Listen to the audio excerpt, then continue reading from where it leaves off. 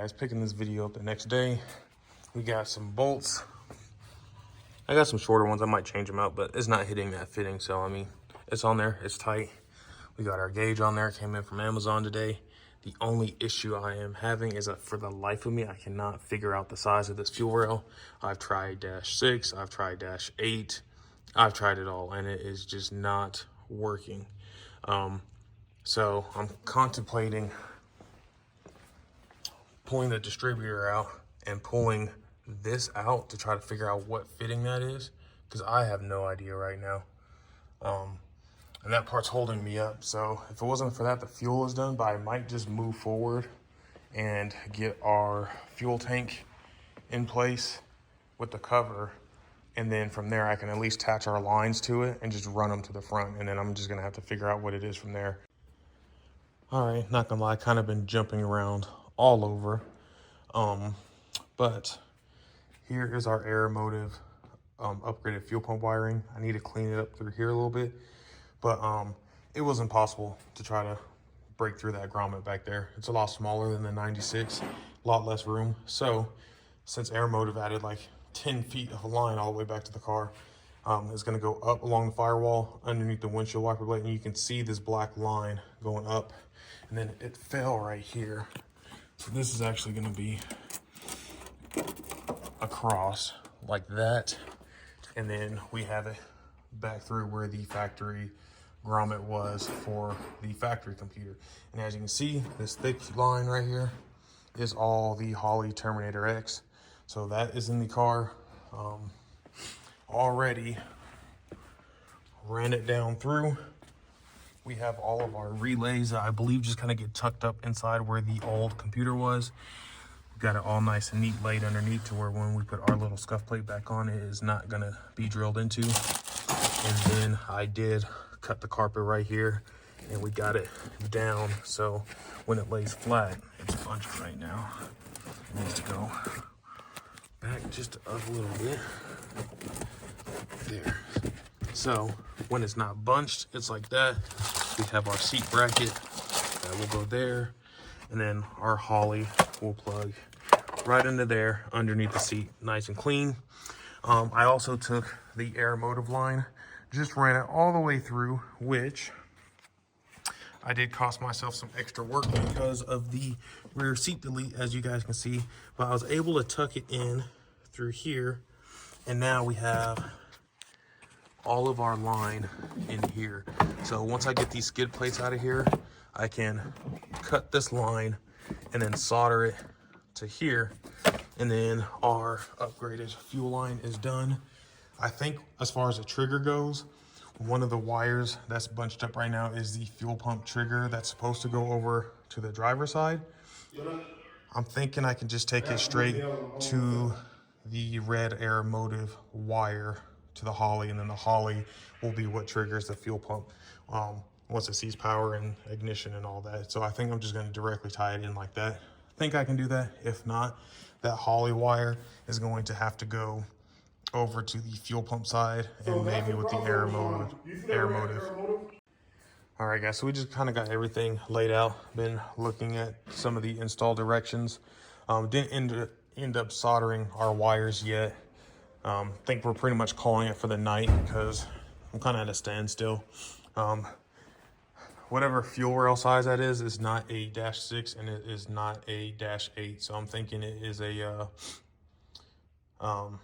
what is it, like something pipe thread type of fitting. I could pull this side out, but I haven't. So I think I'm just gonna call it there for the night. I don't have, my radiator hoses aren't showing up until Monday anyways.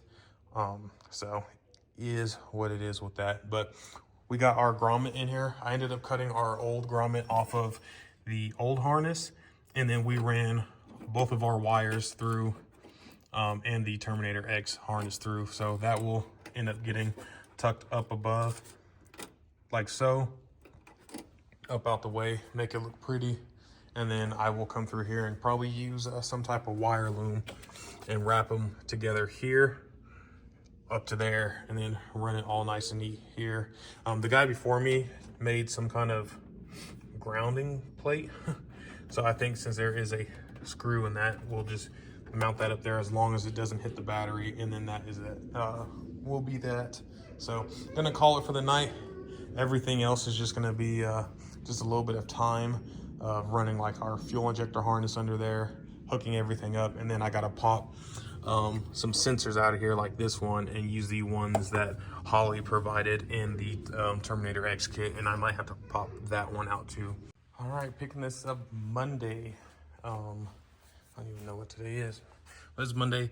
I was able to get a fitting that is a -8 with some kind of national pipe thread end on it. I don't remember off the top of my head, but as you see, that is done. I also got our coolant sensor mounted in our line right there, and then I just got done putting in our they call it a MAT sensor, but manifold air temperature is what we got in there, is what Holley calls it. So that part is done. I have been researching when I've gotten downtime at work today, and seems like the simplest and easiest thing to do is not even bother with the relay that might be underneath the seat, or the carpet, I mean, under the driver's seat for the fuel pump relay. The easiest thing to do is to take our trigger wire here and connect it to, I believe it is the green wire of the Holley. It's one of these ones in here that is labeled for the fuel pump. It might be that green one right there. So that is a very short run, so I can cut that down, solder it. That part is done. We can probably hook up our injector harness and get that in place. So I left off with us getting our fuel line fittings figured out. And now looking at this part is, I don't know if I'm gonna have the space, but here in my pocket, we have some parts from Low Dollar Motorsports. There is one of the sensors. So I'm gonna use one for oil, one for fuel pressure. And here is the other one with the adapter I already got. So hopefully, I was hoping to sneak it in right in there and not hit our, it might work, because once it starts threading on there, it's gonna suck it in. So it might clear just enough. And then the other part was, there is a 90-degree elbow to make our fuel gauge better, which truthfully, I don't even need a fuel gauge in there. So I might delete that, to be honest with you guys, because the Holley will read it now since we have a sensor. And here in the back of the car is our decoded digital instrument cluster. We are waiting on the, man, what's it called? I think it's New Rad something, but they make a decoded digital easy bundle. They are out of stock right now, so hopefully end of the month they will have those back in stock, and then we can get that installed. So I'll just have to do everything off the Holley gauge for now.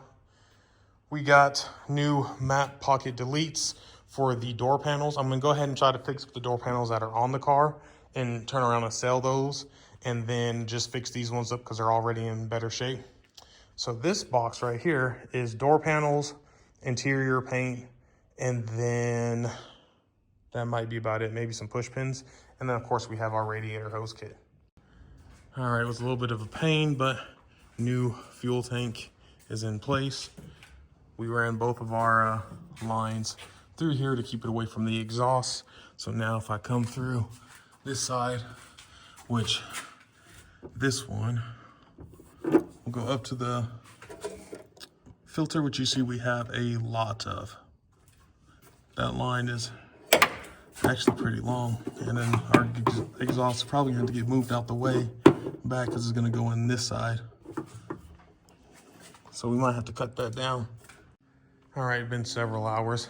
Has not been a bunch of updates, but excuse the barking dogs you're about to hear. I'm sure Miss Nix is about to be barking too. But before that happens, hopefully I can get this out. As you guys can see, we have our fuel filter in place right there. It is coming here. Like I said, we use a self-tapper on this outside flange and one of these rubber grommets to hold it here. We will have to shift and make sure that our fuel line does not hit the exhaust. I got to tweak the exhaust a little bit, and then we're also going to use a hanger and pull the the fuel line over that way, away from the exhaust, but I still might have to put a little bit of heat wrap right there to prevent it from hitting. So I just tightened up our outlet side with a 90. All right, we got the dogs to calm down a little bit. Miss Nick's just chilling over here. She's still paying attention. That's Fury outside barking. But I don't want to blind you guys. See, there you can see what I'm going for. So we got the feed in, out. Use one of the existing self-tappers up, and then it goes right there down to where we had that bracket. And then if I can get my phone up there, you guys can see there is another bracket. Maybe if I go down here. Right there is the second bracket.